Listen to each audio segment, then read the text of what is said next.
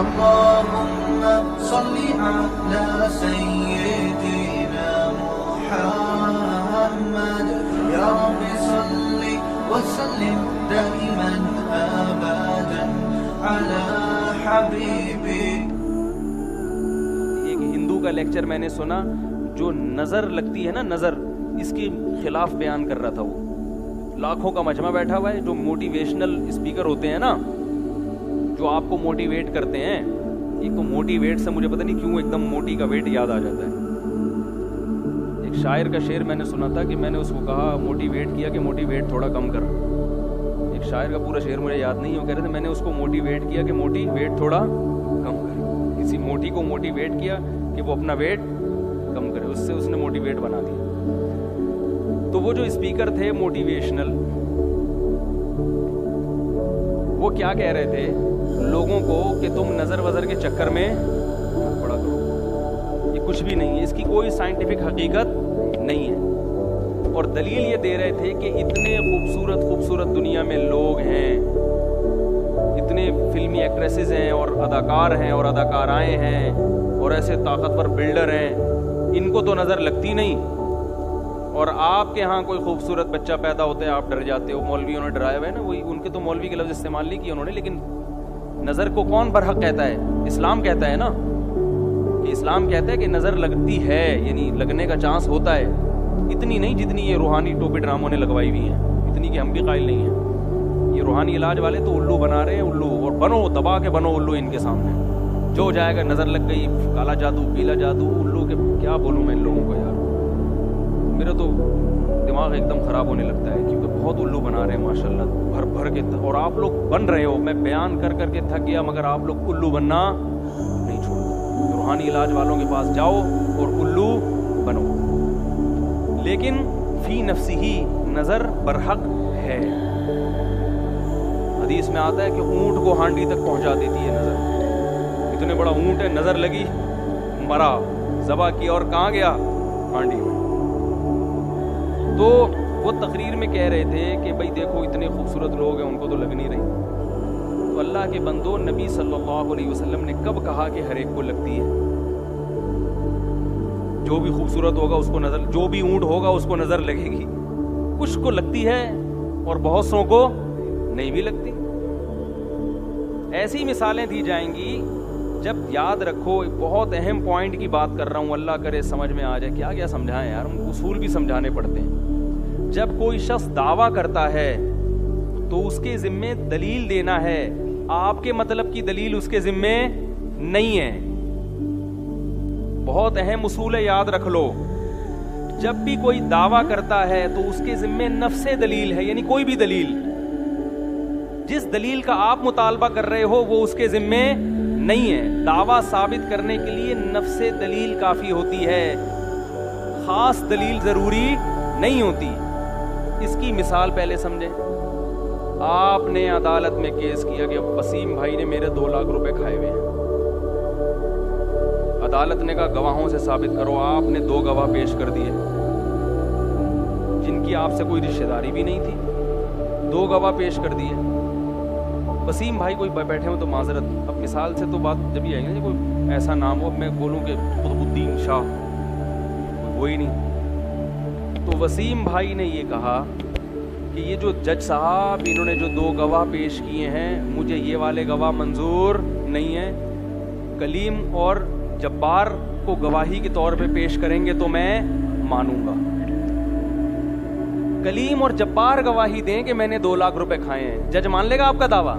بولے گا تو یہ مطلب کہ بھائی جب 2 عاقل بالغ اور نیک عادل ہاں ان گواہوں پہ کوئی اعتراض ہو تو ایک الگ بات ہے کہ بھئی یہ ملے ہوئے ہیں، انہوں نے پیسے کھائے ہیں.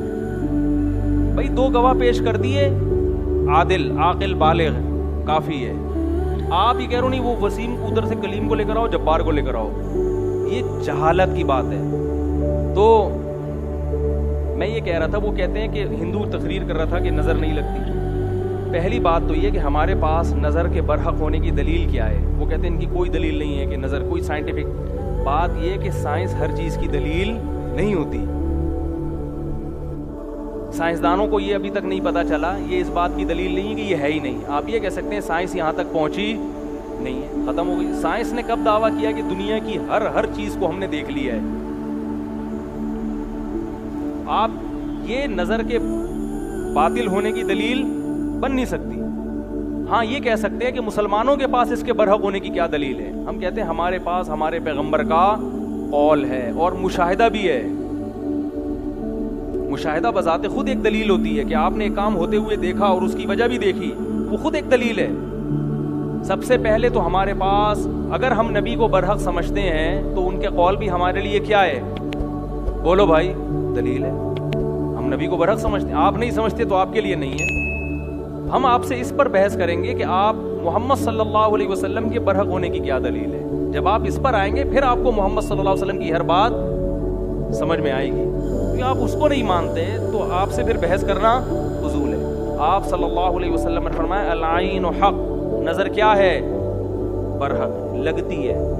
رہا یہ مسئلہ کہ اتنے مشہور اداکار, تو جو علماء ماہرین ہیں نا جنہوں نے اس پہ بہت ریسرچ کی ہے نظر کے بارے میں, وہ یہ کہتے ہیں کہ نظر ایسی چیزوں کو لگتی ہے جسے دیکھ کر انسان اچانک حیران ہو جائے.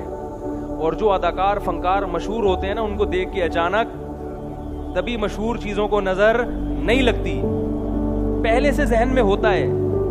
ممکن ہے کسی کو یہ اشکال ہو کہ جو بڑے بڑے جو کیا ہوتی ہیں وہ جو انعامات جیتتی ہیں حسن و جمال کے, اس کو مس ورلڈ جو کہتے ہیں نا مس ورلڈ, تو لوگوں کے ذہن میں کو ہوتا ہے نا پہلی دفعہ جب نظر پڑے گی, ابھی تو شہرت نہیں ہوئی نا, لیکن جس وقت وہ مس ورلڈ بنی تھی اس وقت تو اس کی شہرت, بول لو مس ورلڈ کی بات کر رہا ہوں, جب وہ مس ورلڈ بنی تھی تو اس کو تو فرسٹ ٹائم لوگوں نے دیکھا تھا نا, اس وقت نظر کیوں نہیں لگی اس کو؟ بھائی وہ تو چلو ہم نے دعویٰ کیا جب ایک چیز مشہور ہو جاتی ہے تو نظر لگنے کا چانس ختم ہو جاتا ہے یا تقریباً کم ہو جاتا ہے. لیکن جب پہلی دفعہ وہ اسٹیج پہ آتی ہے اتنی حسینہ, تو اس کو اس وقت نظر کیوں نہیں لگی؟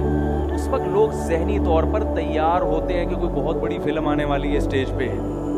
یہ ذہنی طور پر تیار ہونا بھی آپ کو اچھمبے سے باہر نکال دیتا ہے.